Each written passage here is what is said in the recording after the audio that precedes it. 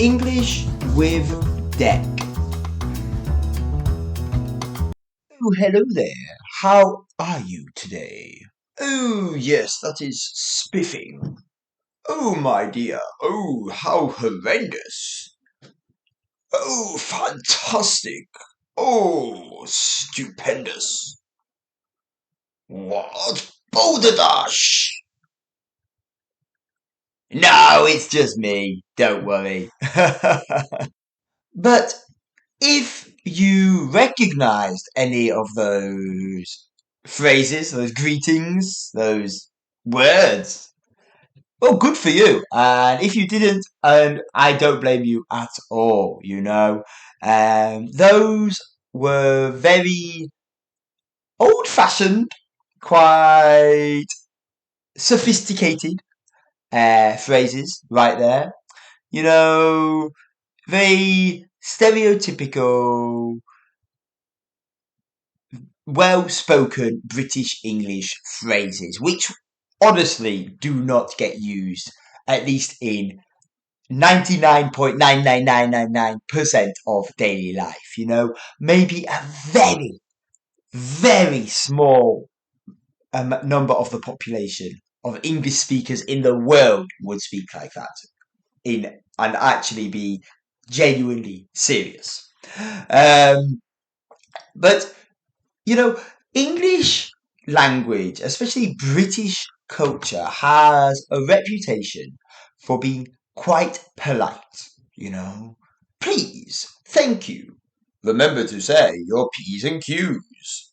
The pleases and the thank yous. Hold the door open for one. Make sure to ask if you can help the others. Blah, blah, blah, blah, blah. Manners cost nothing. And I think to a degree, every single culture is polite in its own way. Things which are very polite in one culture might seem weird, for use of a better word, in another culture. And the flip side, people might find the way a person acts in culture A, culture B might think, that's so rude. Oh my gosh. And that it even goes to how you handle situations when people ask you a question. Would you like cake or a biscuit? Oh, I'll have whichever you're having. Now, maybe the person who says that is simply saying that to, well, A, not make a fuss, not be fussy, and B, maybe just to try and make it easier for the asker of the question. However, the person who asked may want a specific answer. And I am actually referencing a situation which happened in front of me before. And the cultural clash there, although nothing serious happened, there was an element of confusion because I think the question was asked a couple of times before the person who was asking the question eventually made a decision. And they are both from different cultures. Yeah, so the reason I mention that is because in England, people are stereotypically and rightly so reasonably polite, I think. However, Japan has a whole another level of politeness. Now, there is the stereotype of Japanese culture being overly polite and being explicitly vague in answers and stuff and reading between the lines and things like that. And in many ways, it does cross cultures, that way of thinking. In English as well, we do have these aspects in British English, sorry, we do have these aspects of culture, but they are extremely prominent in Japan. I mean, let's just start with the obvious ones. In Japan, people bow a lot.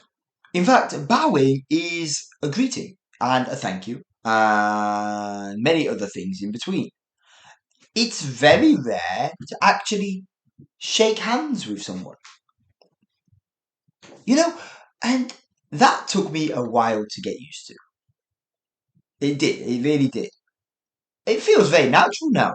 In fact, I've been told I do it without thinking now, instinctively now, which is interesting. So, for example, it even goes as far as when you are driving your car now in England, Australia, whatever, you like raise your hand. You go, oh, thanks, mate. Cheers, mate. Over here, though, you give a little nod of the head. You know, it's like a little, thank you. When kids, teenagers cross the road, a lot of them will say thank you not by raising their hand, like, oh, cheers, thanks, oh, nice one, mate, thank you. No, no, no. They will give a little bow in each direction of the road. Therefore, everyone who waited is appreciated. Now, that's impressive. And of course, there are the levels of politeness. Now, you do get this in other languages and in other cultures, of course, like Korean is another classic example. And at that point, I think the politeness structure, the politeness etiquette exceeds that of England by far, to be honest. You know, there are many, many native people here who struggle with the higher levels of politeness, which is understandable. Whereas I think in England, for example, let's just talk about England now. Most people, whether they do or they don't, most people know more or less all of the etiquette needed to survive in any situation. Whether they can look good doing that, whether they can hold their composure properly, whether they can speak eloquently, whether they can use their manners properly in the correct time with the correct timing, that is down to practice. But I think most people will know how to do it. Then that is a big difference there. Okay, okay. Now I'm curious because a lot of my students come from a lot of different countries and therefore a lot of different cultures. And this topic comes up a lot because it's relevant. Because we struggle with this when we go on holiday, when we live and move to a different country, and it is a completely natural thing to be concerned about. We don't want to be rude.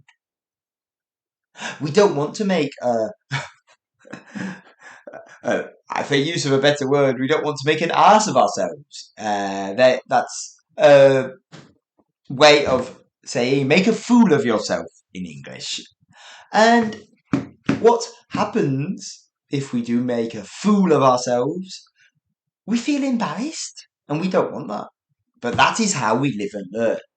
But of course, in lessons with me, you can absolutely practice various situational manners and just get used to, become accustomed with the various instances, the various situations which you will come across when you are traveling in an English speaking country. And of course, gain practice in those situations. Just a bit of little advertising right there, the Deck English lessons, English with Deck. Come and learn with me. Not so subtle. Okay, okay. Well, guys, as always, I hope this episode has been wonderfully entertaining for you, fantastically interesting, and I do hope you have learned something new today. Okay, guys, that is all for now. So I will see you in the next one. Bye now.